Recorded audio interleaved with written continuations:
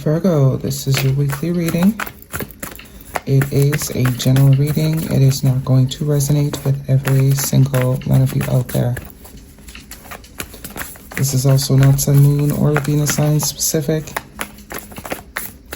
Any Virgo placement that you may resonate with, some of your messages may also resonate. Some of the messages may also resonate with you. At the end of the reading, I will pull you some oracles, give you a little bit more guidance for the week. I do only take jumpers, so I appreciate your patience. And time is elusive. We are all on different timelines. For some of you, this is old energy.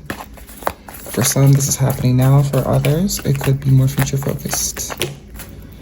Okay, strongest card, first card for the week. We're looking at the Empress, Libra, and Taurus energy. We also have the Six of Pentacles, Hermit, Major Arcana for your energy,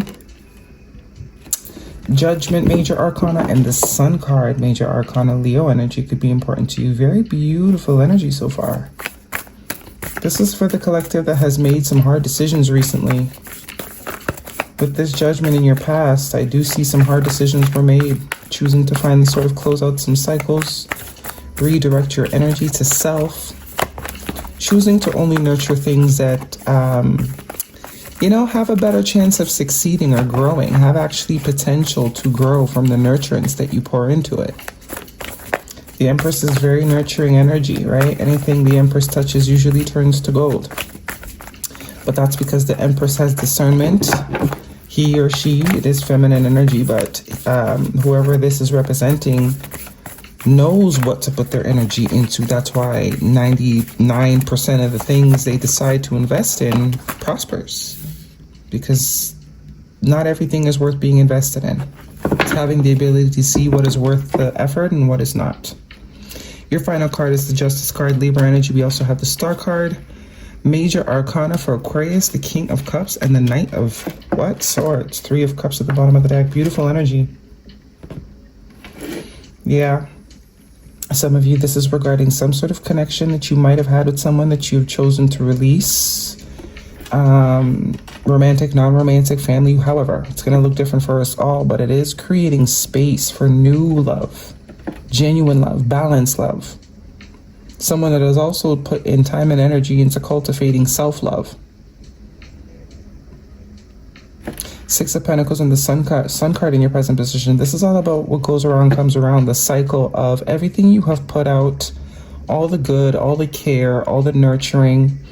Maybe at the time it was not reciprocated, but you are now stepping into an era or a cycle of reciprocation. That is the lesson that you are wrapping up.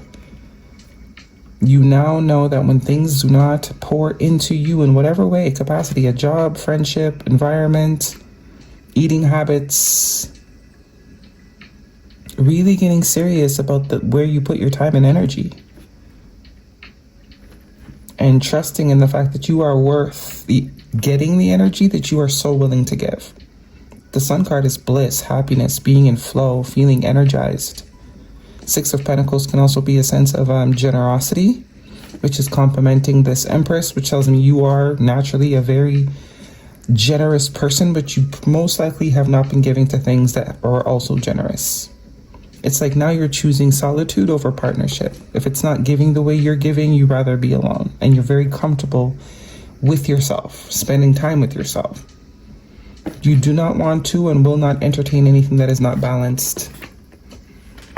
You will also not deal with people that have not put time and energy into themselves in whatever capacity, friends, lovers, family members. You are heavily in alignment with this new shift. Huge alignment. You are only going to indulge in what is fair, what is equal, what is balanced. And with this King of Cups, there could be some sort of new love interest for you, male or female, it does not matter. Someone that has also been doing the time, the healing, especially with the Star card. Someone that's also been focused on cultivating the connection within themselves. And the Knight of Swords is very fast-moving energy. So you might realize as soon as you sort of make some final decisions on some things, connections, places, mindsets, habits, the new stuff starts coming in right away. Three of Cups, a more fun time. You're about to come into a more lighthearted, fun, enjoyable sort of phase of life here. But that is only coming after some hard decisions were definitely made. Choosing to leave things in the past, choosing to exercise discernment. No more of this sort of performative energy with the Two of Pentacles at the bottom of the deck. No more indecisiveness. Could also be finally making decisions on things that you kind of maybe were reluctant or dragging your feet on making decisions on. A lot of back and forth. But this is also very performative energy. We are no longer performing. Take me as I am, or don't take it at all. High Priestess, yeah. Trusting that intuition all the way through. And realizing that you don't always need proof sometimes. You're not going to let anybody or anything sort of gaslight you into thinking that what you're feeling, picking up on, what you're asking for is too much. You are now working with that intuition heavy. This also tells me some of you have stopped talking to someone. Could be sort of silent treatment. I don't even think it's silent treatment because I don't think you have any intention of speaking to this person. Virgo, guidance for Virgo, please. We have very soon. Clearly decide what you want so that it comes to you now, right on brand. And trust. The situation is calling for you to have faith. That is the lesson. We now trust ourselves completely. We no longer need proof and evidence to lean into the things that we pick up on intuitively. If the vibes ain't right, that's good enough. That's proof enough. We don't need evidence. We don't need receipts. The vibe, our vibe, what we feel is good enough. And this very soon is telling me, yeah, you mean business this time. There might have been plenty of times in the past where, you said you're going to do this, you said you're going to do that, you're not going to do that, you're not going to talk to that person. Now this time you mean it. And there's no, there's no feeling in your chest. Like there's no guilt. There's no, oh, what if I'm making a mistake? No. You know what you want, and you've been around these situations long enough to know that in the state that they are at, they can't give you what it is you deserve. And you're trusting that you deserve what you deserve. Joy. Joy is the dance of the soul. Enjoy every moment. This is definitely heavy emphasis, sort of like double downing on this period of time, this timeline you're jumping into here. Very fun, very full of life, very exuberant energy. This is happiness. There's also a lightness. Abundance. Abundance comes from inner fulfillment and outer effort. Yeah. As I said, you might have been seeing something or you've been talking the talk for a while, but now you're actually walking the walk. That's also what the very soon is saying. For a while, you've maybe saying, I'm going to stop doing this. I'm going to stop doing that. Never really did it. Now you're serious. Now you're not a talker. You're a doer.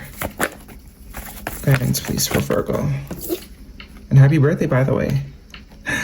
Ant Spirit, time to collaborate. Yeah, that is confirming this partnership that I'm picking up on. Some of you definitely have a partnership. It could even be a friendship, a new friendship circle. People that are more aligned with you, more like-minded people.